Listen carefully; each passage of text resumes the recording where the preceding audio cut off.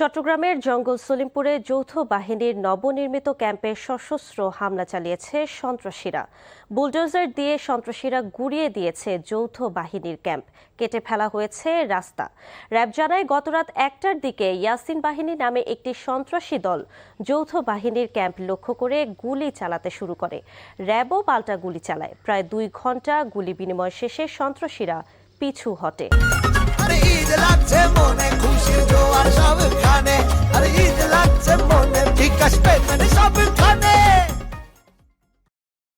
এর আগে বুলডোজার দিয়ে গুঁড়িয়ে দিয়েছে যৌথ বাহিনীর ক্যাম্প। ইতোমধ্যে যৌথ বাহিনীর অতিরিক্ত সদস্য ঘটনাস্থলে পৌঁছে এলাকায় তল্লাশি চালিয়ে সন্দেহভাজন 20 জনকে আটক করে।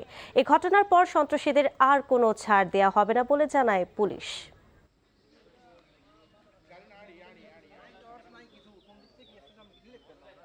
এই সাম্রাজ্য যখন তারা হাতছাড়া হয়ে যাচ্ছে, তো এই হাতছাড়া হওয়ার আগে তারা একটু ঝাঁকুনি দিবে, এটাই স্বাভাবিক। তো যতই ঝাঁকুনি দেখ, আসলে আমরা চেষ্টা করব। আমাদের আইনশৃঙ্খলা বাহিনী এখানে অবস্থান করতেছে, সামনে আরও অবস্থান করবে, আর হয়তো বেশি পরিমাণে আমরা রাখবো।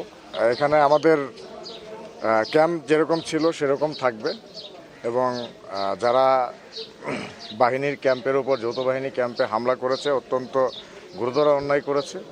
এটার বিরুদ্ধে আইনানুগ যে ব্যবস্থা নেওয়ার সেই ব্যবস্থা গ্রহণ করা হবে।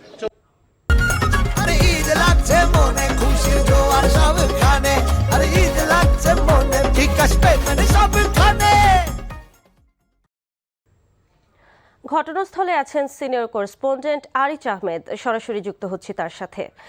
আরিচ, জঙ্গল সলিমপুরের সার্বিক পরিস্থিতি এখন কেমন দেখছেন, আর যৌথ বাহিনীর অভিযানের কি তথ্য রয়েছে আপনার কাছে?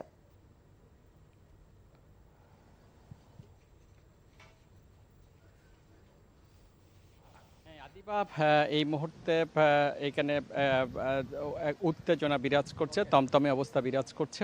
এখানে যৌথ বাহিনীর সদস্যরা জঙ্গল সলিমপুর এলাকায় অভিযান পরিচালনা করছে। ইতিমধ্যে 20 জনকে আটক করা হয়েছে, এমনটি জানিয়েছেন পুলিশ।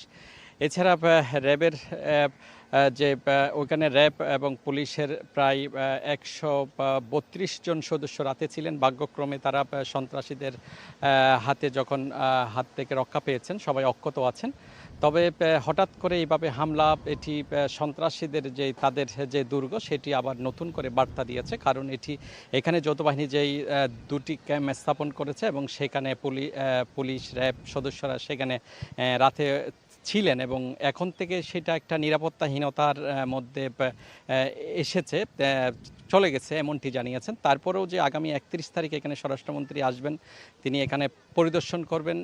যেই জায়গাটা সেখানে পুলিশ এবং যৌথ বাহিনীর ক্যাম্প হিসেবে নির্ধারিত করা হয়েছিল, সেটি আসলে সন্ত্রাসীদের গুলিতে তেমন কিছু অক্ষত নেই। সব মিলিয়ে এক ধরনের এখানে উত্তেজনা বিরাজ করছে। তো পুলিশ এবং র্যাব সদস্যরা আমাদেরকে যেটা জানিয়েছেন, তারা নিয়ন্ত্রণে আনবেন তাদের যে সন্ত্রাসীদের যে দুর্গ, সেটি তারা যে কোনো মূল্যে অভিযানের পরে তারা এটি একটি যে সরকারের যে পরিকল্পনা আছে, সেই পরিকল্পনাগুলো তারা স্থাপন করবে, এমনটিও জানিয়েছেন। তবে এখানকার সাধারণ মানুষ বলছে, কিছু মানুষ এখানকার যে সন্ত্রাসী কাজে লিপ্ত আছে, এবং বৃহত্তর একটি অংশ তার দুর্ভোগটা পোহাতে হচ্ছে। কারণ এখানে সড়কগুলো ভেঙে ফেলা হয়েছে, রাতে কেটে নেওয়া হয়েছে, এবং বিভিন্ন সড়কগুলো আসলে বিক্ষত করে ফেলা হয়েছে, যেন আইনশৃঙ্খলা রক্ষাকারী বাহিনীর সদস্যরা যথাসময়ে এইসব অভিযান করতে না পারে, এমনটিও জানিয়েছেন এলাকাবাসী। এই ছিল আদিবা এখানকার সর্বশেষ। জানছিলাম সলিমপুরের সবশেষ খবর।